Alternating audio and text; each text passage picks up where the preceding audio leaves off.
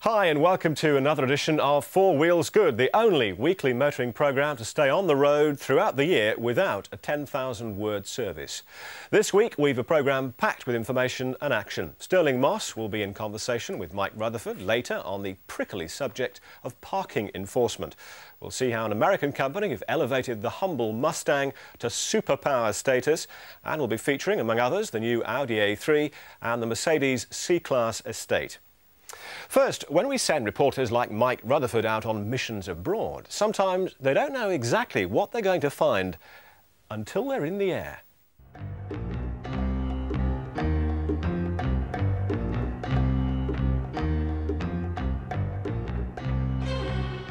Good morning, Mike. During your investigations, you may have heard that Skoda, that funny little car company from the Czech Republic, is about to launch an attack on the West. The assault weapon they'll be using is known as the Octavia, a family saloon which looks as good as anything else on the market, particularly for the low price they'll be selling it at. Your mission, Mike, should you decide to accept it, is to go to Prague, home of Skoda. Good luck, Mike, you'll need it. This tape, along with your Skoda jokes, will self-destruct in 10 seconds.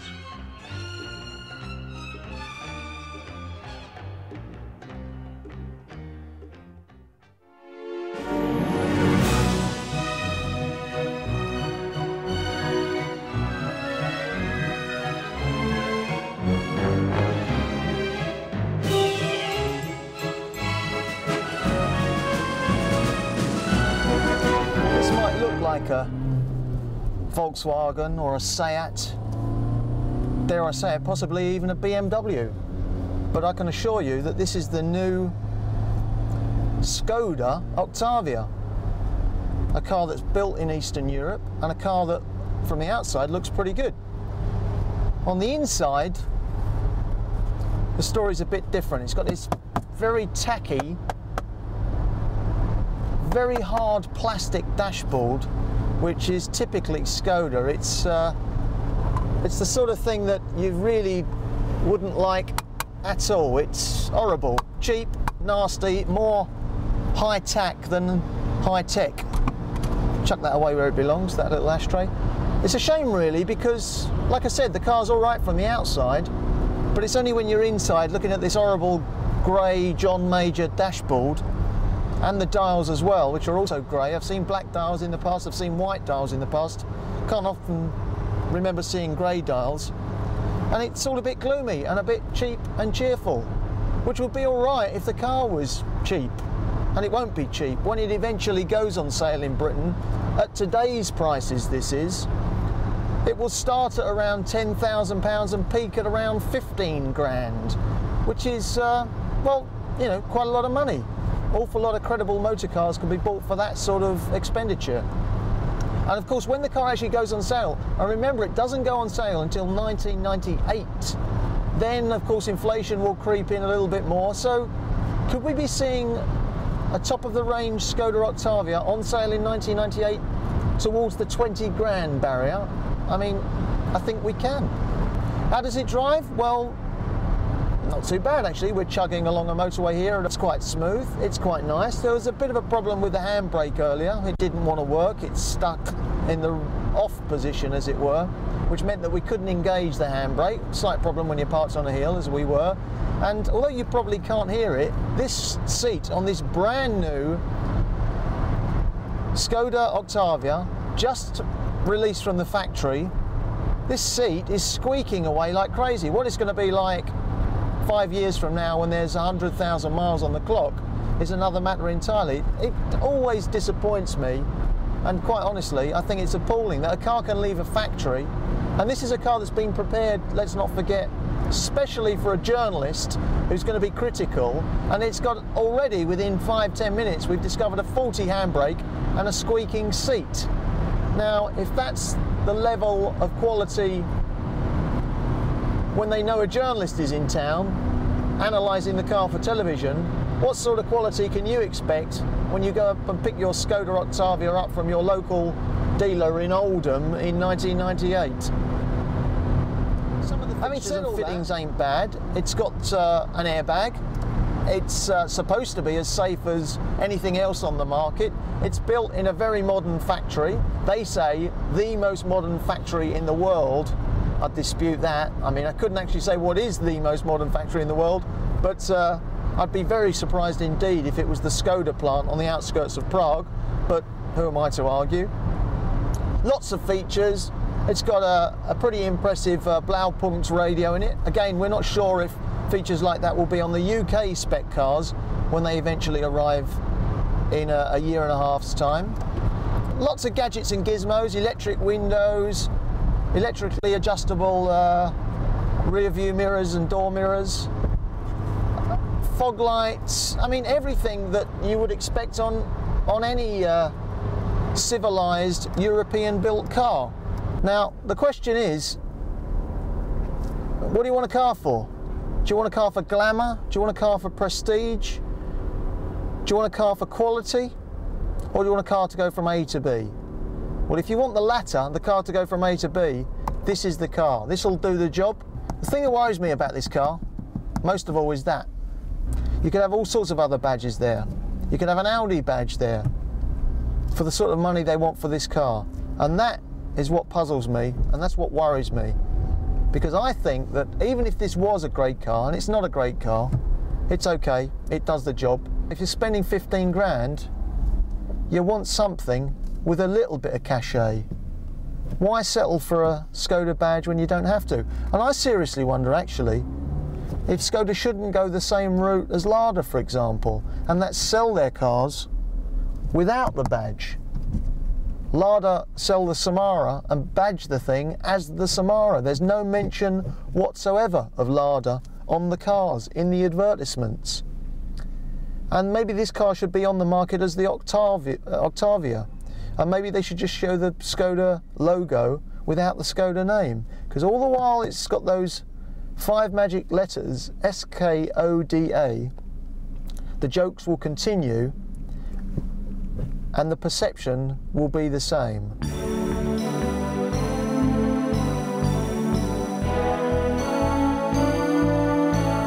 Now, if you're under the impression that Skoda have been producing cars for a few years, and a few joke cars at that, you better think again, because this to me is what Skoda's all about. This is what they should be doing today. Wonderful niche products like this 1957 Skoda 1100, worth a fortune. Only a couple of those made in the entire world. In fact, I knew the bloke who owned the other one and he sold it, like I said, for a small fortune. How about this Jeep type vehicle? This is called the Skoda Bobetta, 1953. Bears a remarkable similarity, of course, to the Willys Jeep, and of course was pretty busy in this part of the world for one reason or another earlier this century. This is the Skoda Tudor Roadster Cabriolet, 1948. Look at that grille on this vehicle. I mean, they've been talking here on the launch of the Octavia about the new face of the Skoda of the 90s. It's a sort of BMW type grille, which isn't terribly exciting. That's what you call a grille. I mean, I'd give my right arm for a car like this. And of course, this is a car that you wouldn't be at all ashamed to be driving around if it had Skoda written on it in letters 2 foot high.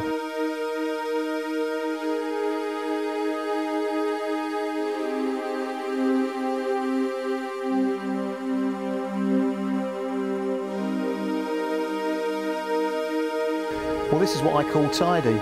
It's the Skoda Type 450, around 1958. My God, that means that this vehicle was 1 year younger than me. And I don't know what you think, but it seems to me that this is a tool that you could be driving down the King's Road in on a Saturday night with no problems at all. I mean, it really does look the part, in the same sort of mould as a Volkswagen Carmen Ghia.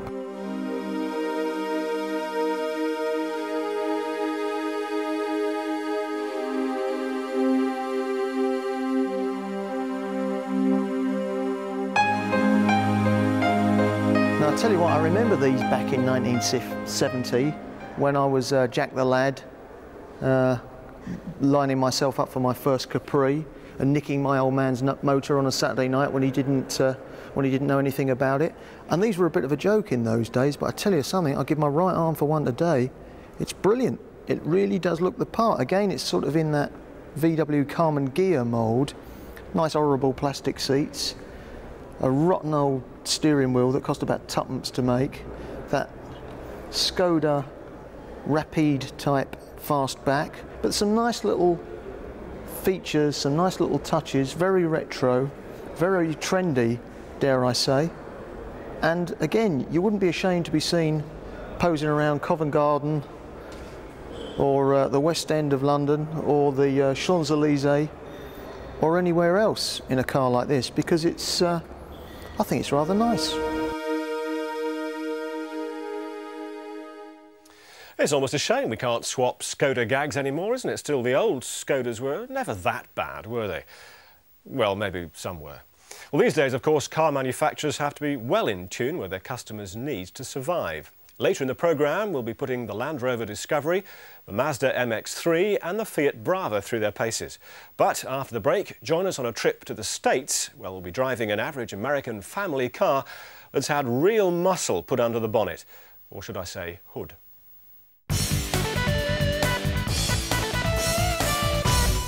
Welcome back. Now, if you ask an ex-IndyCar racer and engineer to enhance the performance of a standard showroom Ford Mustang, you'd probably expect him to go really over the top.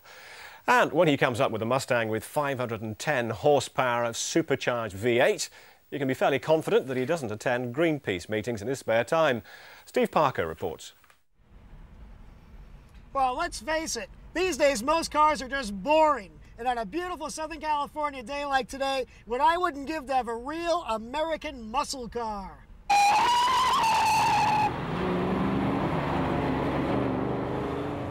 You know, that's why I love America. All your dreams come true. Ask for a muscle car, you get a muscle car.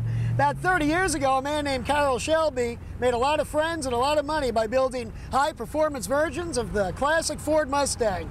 And today, another man from Southern California, Steve Saleen, is doing the very same thing.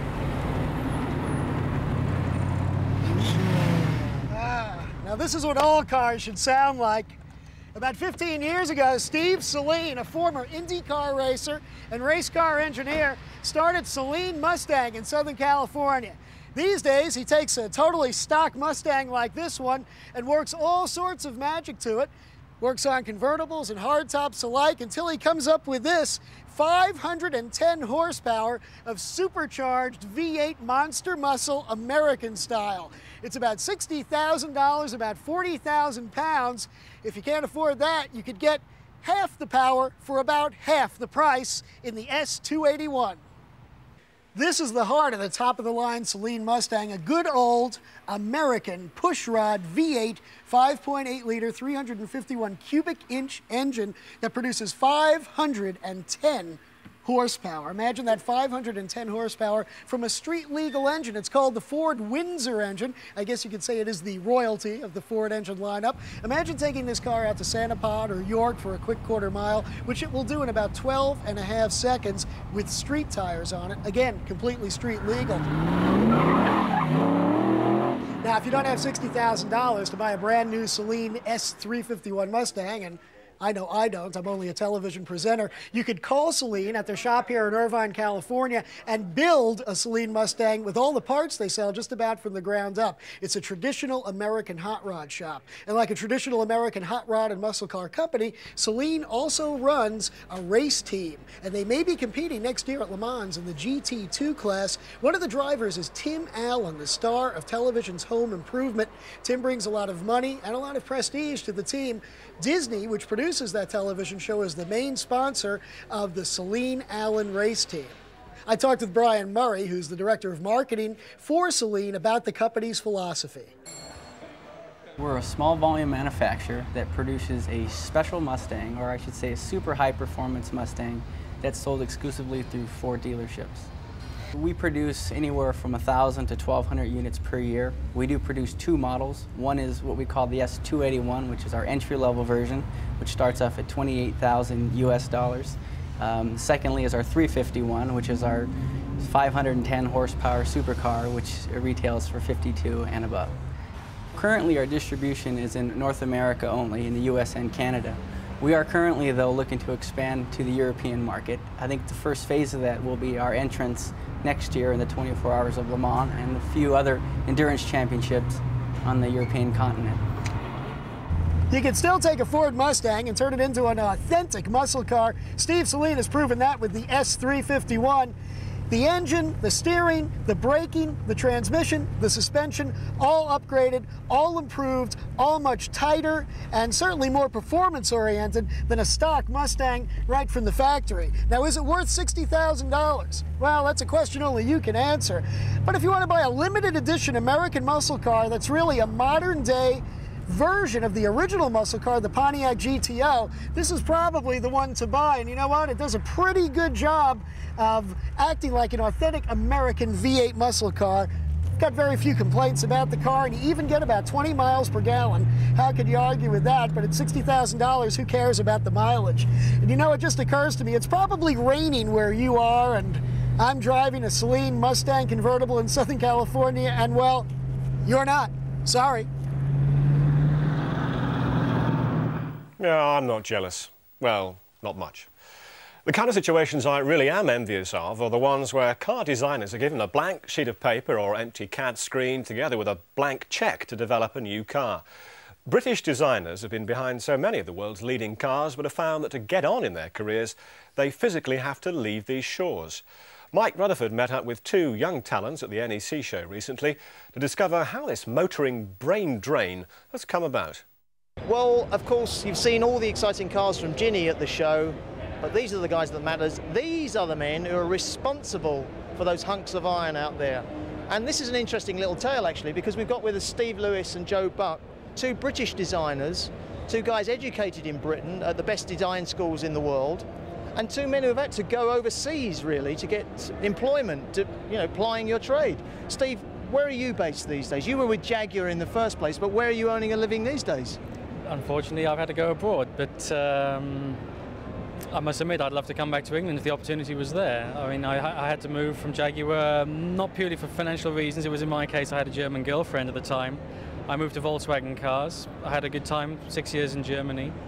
They moved me down to Seat in Spain, where I am at present, and enjoying every minute of it. And now, is it fair to say that maybe the Continentals treat design with more passion, with more importance than in the UK? It seems to me that whatever the field, whether it be car design, clothes design in general, people have to go overseas to make a living. Why is that? I hate to say it was just the money side of it. There are more job opportunities overseas. You're recognised more overseas. No, I think the foreign companies realise that the best educated designers come from England, and they're willing to pay for it, and that's where we go. Oh, did you hear that? So we educate them, we pay to have them educated, then they bugger off to the continent to earn a living at the taxpayer's expense. A very good living. Well, actually, is it a good living, Joe? I mean, you tell me. You're in Germany these days. First of all, tell us who you're with and what you do. Okay, I'm presently with Mazda. Before that, I was with VW. They gave me the opportunity to work in the car industry. And yeah, it's good. I mean, I really enjoy it. It's both working for the Germans and being in Germany and working for the Japanese. They're very receptive, and they're willing to let you be more creative, I think, than maybe you would be in Britain.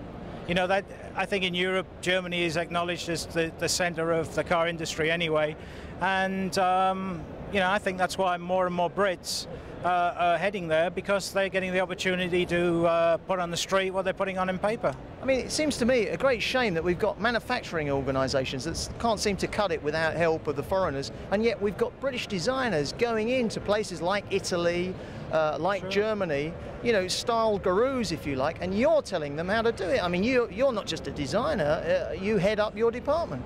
Sure, that's true. I mean, I think Steve quite rightly said, I think it's acknowledged in Europe that in Britain, I think the raw talent is there, and it's acknowledged in Europe, and that's why we're basically there. I'm not saying that in Europe as a whole there aren't a lot of good designers. Of course there are, but I think a big majority of them come from Britain, definitely. What's your advice to any young kid thinking of getting into car design? Is it a good business to get into, and perhaps more importantly, is it a good place to work in the UK, or does he really have to think about going overseas to get a job? I think, sure, I mean, I wouldn't dissuade anybody from going into the car industry. For every car designer, of course, it's like any profession. There are a lot of guys who don't make it, who end up working in a completely different profession. But I think basically, yeah, I would say you've got to go abroad. Yeah, definitely. Are sideburns obligatory, or is that optional? No, that's just a facelift styling touch. That's what we like to hear. The other thing is, it's all very well people saying that they're in the car design business, but I mean, what cars have you guys come up with? I mean, what can you say that you can put your name to? First of all, you ever think about this for a minute, Joe? I know you have to tread. Can I ever think for a minute?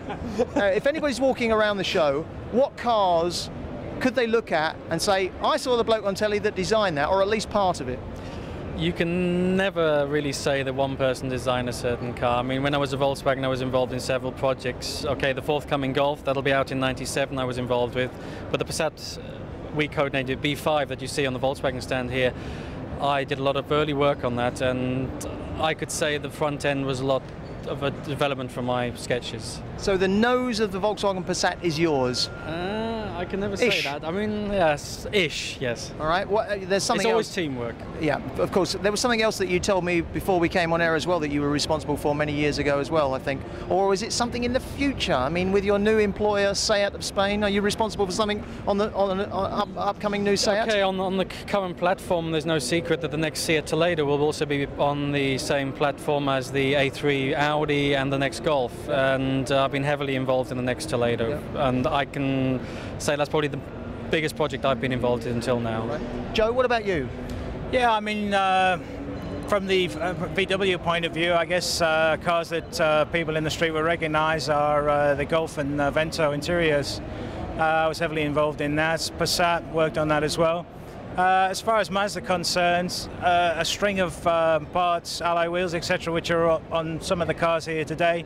And the next generation cars, it's, as you know, car design takes 5 years from paper to product. And a lot of the cars that I've been involved with Mazda will be coming out later, 97, 98. So, yeah, I think that about sums it up, basically. But this is the key thing. If you think that those cars out there look like Euro boxes, if they look miserable, if you don't like them, blame him, this man here, without the sideburns, and blame this man here with the sideburns. And I've got to say, actually, I can't take these guys really seriously as car designers, because if they were real car designers, they would have ponytails. Well, car design is a subject we'll be returning to in future programmes, so watch this space. By the way, thanks to so many of you for your complimentary letters and calls. We've only been on air since October, but our family of viewers is rising weekly. Tell your friends and look in your satellite listings guide for the repeated items. After the break, a look at two cars that may be on your wish list, the Mercedes-Benz C-Class Estate and the Audi A3. We'll see you soon.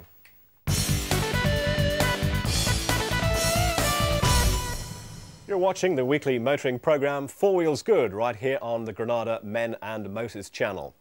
In recent weeks, we've all been watching with great interest all the new models, but when coming to actually buying a vehicle, long-term considerations come squarely to the fore, far and above initial impressions. A Mercedes C-Class Estate may look superb after falling in love with it in the showroom and taking it for a brief test drive. But how will it be considered some months after you first take the keys? We at What Car don't just test cars as they come out straight out of the box. We also get them and run them as an owner would for 6 months or a year. This is one of our long-term test cars. It's actually the one I run. We've had it for a couple of months now, and we will be running it until the same time next year. It's a C-Class Estate. It's a new car to the market. It has the top-of-the-range 2.3 litre 4-cylinder engine, and we've got it in the sport spec, which means it has lowered suspension, nice AMG alloys, and this kind of nice paint finish. But let's have a look inside. Just listen to that Mercedes thunk. You won't hear that anywhere else. Inside, it's a typical Mercedes layout, which is what most owners love about Mercedes. It's very clear, It's well put together, everything is well thought out. The Sport Pack also gives you these rather lovely looking seats. They have this particularly attractive plaid design. They adjust every which way and they're extremely well designed ergonomically, which means that they're very comfortable on long distances. I can step out of this car after a couple of 100 miles and feel like I've only travelled about 20. And so to the boot. This is more of a lifestyle estate than a regular working estate. It's a development of the C-Class saloon. There's quite a lot of space here, more than you'd get in, say, a BMW 3 Series Touring, but not as much as in, say, a Ford Mondeo. Also, it's quite plush. You've got this nice carpet, which is nice and luxurious, but not particularly useful if you want to throw in a bag of cement. It's got some lovely design touches, though. This tonneau just rolls backwards to cover any valuables you might have in the back. You've got a net that comes up which stops luggage or other items in the back coming forward in an accident. But just look at this central headrest here. It cuts down visibility when you're driving, so why not take it out and simply slip it into these lugs that are purpose-made for the job? Many manufacturers wouldn't have thought of that. So, it's pretty good inside. But what's it like to drive? I happen to like the car greatly. It's the car I use to get myself to work and back every day. But it isn't perfect. Because it was one of the early cars, we got it straight from Stuttgart. We actually picked it up from the factory in a deal Mercedes-Benz do, whereby you can pick your own car up as it comes off the production line. And because it was such an early car, we had to specify the manual gearbox. No hardship you might think in a sporty car. Unfortunately, Mercedes manual gearboxes are designed to last forever, so they say. And one of the ways in which they make them last forever is to make them extremely durable, which means they're not particularly slick to use. But gear change aside, this is one of the great cars you'll find on the road. It's incredibly refined, even with the sporty suspension. The ride quality, the comfort when you're actually going down the road is stupendous. It seems to acknowledge the imperfections in the road, but not actually make them into a problem. So many cars will have you jiggling about, especially with a sporty setup, but this is beautifully smooth. The engine is extremely well damped. You can hardly hear it. It's very smooth as well. The instrumentation, the actual layout of the car, is impeccable. You won't find a better looking fascia than that. It probably doesn't look much to someone who's thinking of spending £30,000. You'd expect to see a few more gizmos, a few more electrical goodies, but really it does the basics so well. I believe it's worth spending the money simply for that. This particular car I think isn't very good value. As I said, it costs £30,000. You don't even get an adjustable steering wheel, it's fixed. The driving position is very good, but then I'm pretty average build, so I think for someone who's a lot shorter than me might find it difficult. So we've had our Mercedes-Benz C-Class Estate Sport for a few months now. What should we give the three-pointed star? 4 stars, but ask me again in a year. Well, in future programmes, we'll have more profiles on long-term test cars. In fact, next week, Steve Fowler will be telling us how he's getting on in a huge and luxurious Lexus GS 400. But if that's a little bit too big for your needs, then maybe your eye has been caught by the stylish new Audi A3. But what's it like to drive? Well, Nicky Fox has been finding out, but her investigations first took her to a supermarket car park.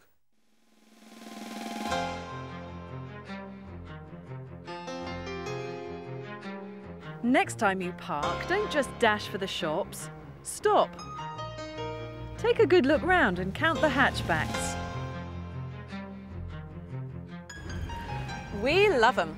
For singles, couples and small families, they're an ideal mix of fun and practicality, and the hot hatch in particular remains quite a status symbol. Now take a careful look at this small car. Definitely an Audi from the front, something smart from the side and an Audi Avant from the back. Put it all together and it's the new Audi A3 1.8 Sport. Audis are already popular with British executives, those who like their technology sleek, modern and understated. So you can see the very niche the A3 was designed to create and fill within the hatchback segment. Audi hopes that by offering a smaller car with all the prestige of its larger models, it can shake plenty of cash out of this part of the market. So let's have one on the drive. This costs nearly £17,000, which is £400 more than a BMW TI Compact. However, the A3s start at £14,000 for a basic 1.6 and go right up to £18,000 for the Turbo Sport. Key in, past Audi's latest security system, with which you get a choice. You can program the central locking 3 different ways. Either open the driver's door and the fuel cap, or add the boot, or open everything. The interior is quietly restrained apart from the upholstery, but it is all very well planned and there's concealed storage space everywhere. And I mean everywhere. The driver's seat and the wheel are both fully adjustable to give a spot-on driving position.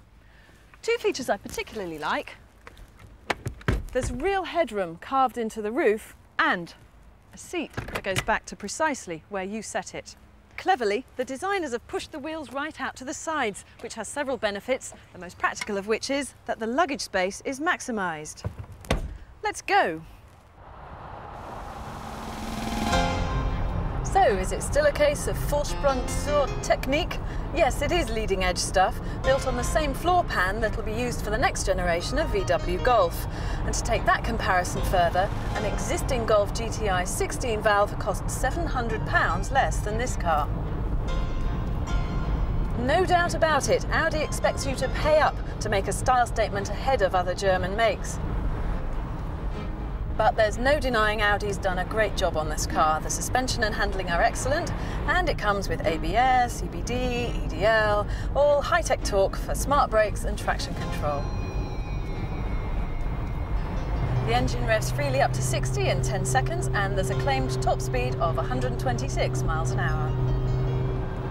If you like the look but not the price tag, the standard A3 1.8 costs £1,500 less for much the same performance if fewer frills. The cabin remains quiet at all speeds, and I'm sure it would cruise at 100 with no fuss at all. Mind you, Ford's RS2000 has much the same performance and costs £2,500 less. Different image though, mate. The A3 is well placed to put Audi ahead in the hatchback market. It's already been mooted as a car of the year for '97. Perhaps Audi should now rework its slogan, Vorsprung durch Marketing. I don't remember seeing that phrase in my Berlitz book. We'll take a quick break now and then finding out the truth about Stirling Moss's parking ticket. Welcome back to Four Wheels Good. On previous programmes, Stirling Moss has given us his forthright views on Formula One racing. He's spoken frankly about the drivers and teams involved. This week, Stirling talks to Mike Rutherford about a subject that Formula One drivers don't really contemplate. That's speed traps and parking fines. He even confesses to breaking the law himself. Just to watch. What about parking enforcement? I mean, it's obvious in Britain these days that there are a lot of people pretty unhappy about this new parking regime. That's the only way to put it. These days you can't park your car for 5 minutes to pop in and go and buy a newspaper because the private parking attendant or the traditional traffic warden or your local bobby will be down on you like a ton of bricks. Well, I must say I'm inclined to agree with you for half of it and not the other half. You see, I happen to live in London and people come along and they park outside my garage so I can't get my car in, and this is a double yellow line where I am. And so I feel, and I have been pinched outside my own home on a Saturday morning, if you will. Well, let's have your reaction to that. How did you react to that? Did you say, fair cop, I'll pay up? Virtually, I was really teed off, quite frankly, but I did pay up, yes, because I would rather have it and have the and make a mistake than not have it not be able to make a mistake. You see, there is this school of thought that in the past, when there was this room for manoeuvre, when there was this margin of error, when you knew you might get 5 or 10 minutes leeway from your friendly traffic warden, you did abuse the system, you did clog the street for 10 minutes. The argument is, and I've got to say, I don't have a great deal of sympathy with it, although I can understand where they're coming from when they say it, that if we eliminate that margin of error, if you're 1 second this side of the penalty, you're innocent, and you're 1 second the other side, you're guilty and you pay a fine, at least you know where you stand. In other words, the choice is yours. Yeah. Abuse the system by a matter of 2 or 3 seconds and you'll get the fine and you'll get the ticket. Stay the right side of the law and you'll get away scot-free. There are places, you know, where you're allowed to stop for a short while, but so few of us know what the lines mean. I mean, I meet quite a lot of people who do not realise that double yellow lines means never, ever, weekends, bank holidays, or ever. And then you get 2 tags on the side, 3 tags. And very few people know or look up to see what they are. Yeah, but by the same token, you know, a lot of people work on the basis that single yellow line, it's okay to park on a single yellow, say, on a Sunday. And if you go to a tourist attraction like Greenwich on a Sunday and you work on that basis, and you park on a single yellow line, you'll get a parking ticket. You can park in central London or huge chunks of central London on a single yellow line on a Sunday. You go out 5-6 miles outside the city of London to Greenwich and you'll get a ticket. It's that inconsistency that it seems to me is a huge problem. We surely need a nationwide blanket policy. There should be a sort of federal deal, I agree with you entirely. Oh yes, certainly there should. Parking attendants, these privatised people who are allegedly on some sort of cut, some sort of commission. What are your feelings about those guys? Providing, if you are overtime on the meter, then frankly I think you deserve to be pinched. All right. And you know, and I have been pinched, and I've deserved it. I suppose I don't like it. Yeah, I might have a word with your local authority to see whether you paid up or not. But do you apply the same rule to speed cameras? Because that's another issue, it seems to me. I think there's no doubt they have done quite a lot of good, I think, and I must say I don't like them, I'm not for them, but one has to say that they seem to have worked. What I don't like, frankly, is when you've got a really good dual carriageway bit of road and you're probably going a little bit quickly, it's late at night and there's nobody in danger, then you get pinched. That I think is a little bit harsh. But I suppose one has to say if the law is that, you mustn't break the law, and there you are. Now, let's be honest, let's confess to Mr. Plod. We do occasionally break the law. Well, we do. Yes, I think it's fair to say, in fact, the former Junior Transport Minister, Stephen Norris, said to me, I admit that Stephen Norris, Transport Minister, breaks the law. I think you, Mike Rutherford, breaks the law. I think everybody from Stirling Moss to my grandmother breaks the law when they're driving their car from time to time. So let's be honest about it. We all break the law, but surely the problem is that the cameras can't decide what's inappropriate speeding or not. I mean, my argument is that I'm not doing any harm, not that I do this, of course, but I don't do any harm if I'm driving at over 100 miles an hour at 2 o'clock in the morning on the M25 when there's nothing else out there. But of course the camera doesn't recognise that. It says you're doing well over the speed limit and therefore you're going to get a ticket. But the camera shouldn't be worrying about people doing 100 miles an hour on a motorway in the middle of the night when there's nothing else around. Surely the camera should be worrying about people doing 35 miles an hour outside schools and shops. Exactly. I think it's a very good point. But I think that if it says you can do 20, it is sometimes too fast. I mean, there are times when obviously one needs to stop if there are kids crossing, and that's left to the hopefully the intelligent driver. But regrettably, not everybody thinks that seriously about it. Well, there's something there for us all to think about. Difficult to believe, I know, but even Mike Rutherford has broken the law. And we can assure all viewers that Stirling did pay his fine on time. Moving on now, within the speed limit, of course, our reporter Ginny Buckley went to see a company this week that sells and leases office equipment. She asked them to talk us through the cars they drive for a living. This week we asked 3 employees of Mercury Business Equipment to talk us through their cars. One of the engineers is Dave Reed, and he chose the Fiat Brava as his company car. What does he like about it? Basically, I chose the Brava because, I mean, it's a new car out. It's actually got a very high spec, and it's very nice to drive. Things I like about it is just electric windows, electric sunroof. It's got headrests all over for comfort.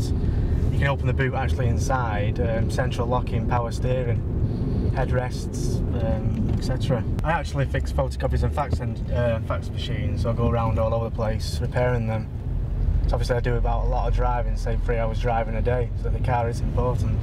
Before I went up, I actually test drived one, which I was very happy with, and that's obviously why I chose it. I did look at the Bravo originally, and I actually preferred that because it was more sporty, but it just didn't have the boot spacage.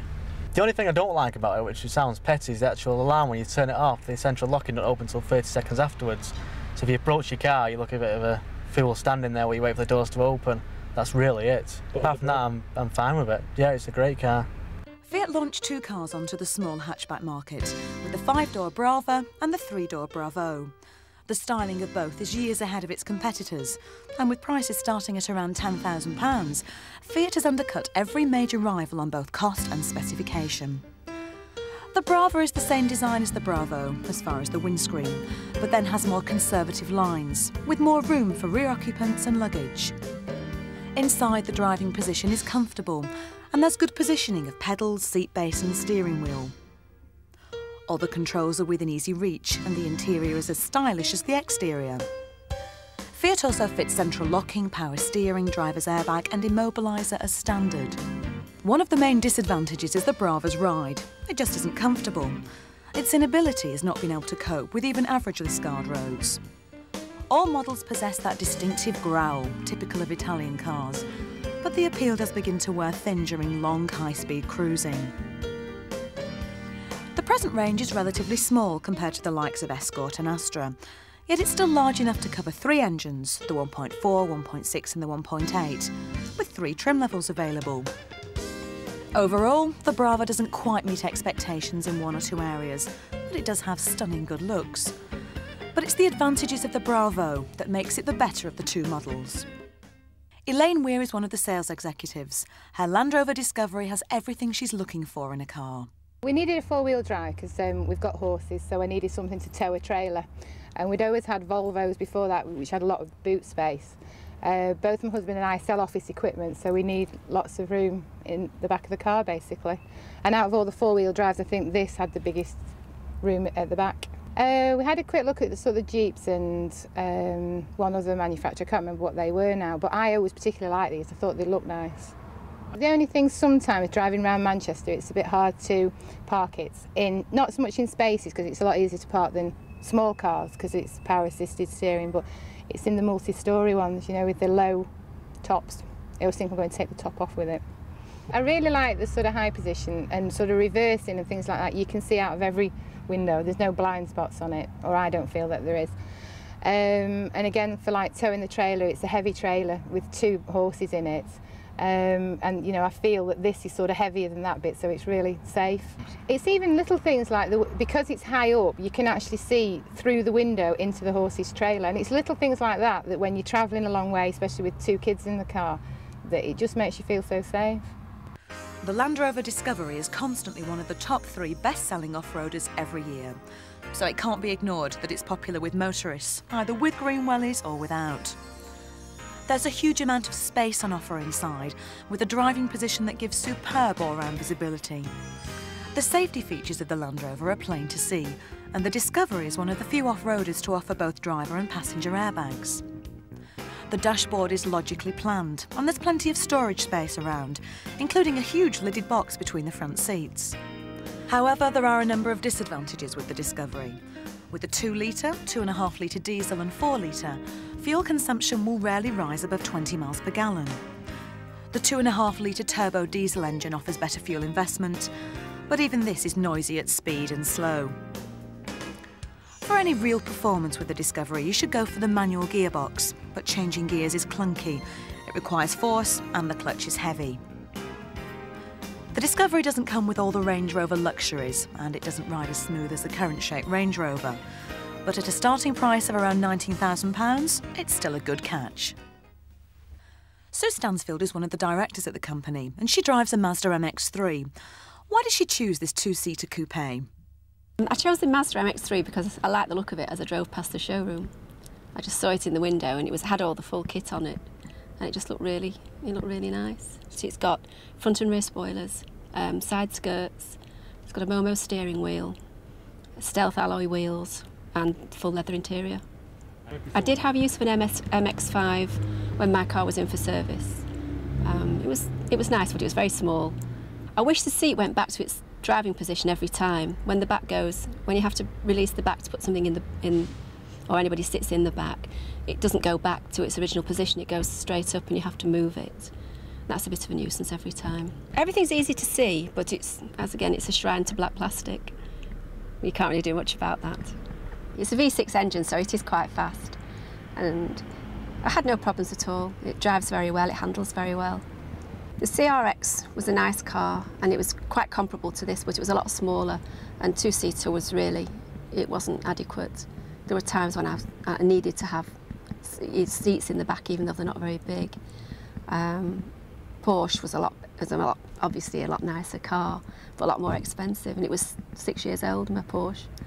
So it was either an old Porsche or a new Mazda. So it was a new Mazda. The MX-3 hasn't enjoyed the same success as its stable mate, the MX-5. It seems to have become stranded between the hot hatches and the new generation of coupes, and as such is a rarity on the roads of Britain. The car doesn't seat more than 2 people comfortably, and the space is limited. The MX-3 is also let down by the acres of uninspiring black plastic, a dash display which isn't clear, and an ugly thin-rim steering wheel. The entry-level MX-3, at around £15,000, has a 4-cylinder 1.6 engine that comes with an automatic gearbox. It's tediously slow and hasn't much to offer, and there are alternatives around that are cheaper, better and quicker. Having said all that, the first impression you get is a stylish, good-looking car that just oozes sport. The V6 engine is one of the smallest and sweetest around, and its abilities and refinements are first class. The steering and the manual gearbox makes for a delightful ride, and the anti-lock brakes, which are fitted as standard on both models, helps matters too. The MX-3 does have a certain niche appeal, but the 1.6 auto is too slow and the 1.8 V6 too expensive. Look around. Other cheaper coupes offer similar style and better performance. Well, we've come to the end of Four Wheels Good for this week. Join us again here on the Men and Motors channel next week when we'll have reports from Ginny Buckley at the Northwest Classic Car Show. We take a look at the Lexus GS 400. We also give you an insight into a day of thrills at a 4x4 adventure day, and there'll be more from Stirling Moss and Mike Rutherford. Now, if you're involved in any motoring project which you think we'll be interested in, why not drop us a line, and we could be featuring you and your cars in a future edition of Four Wheels Good. We're based at Granada TV in Manchester, and here's our address: the Men and Motors channel, Granada Sky Broadcasting, Granada TV, Key Street, Manchester M60 9EA. So, from all of us at Four Wheels Good, thanks for watching, and we'll see you soon.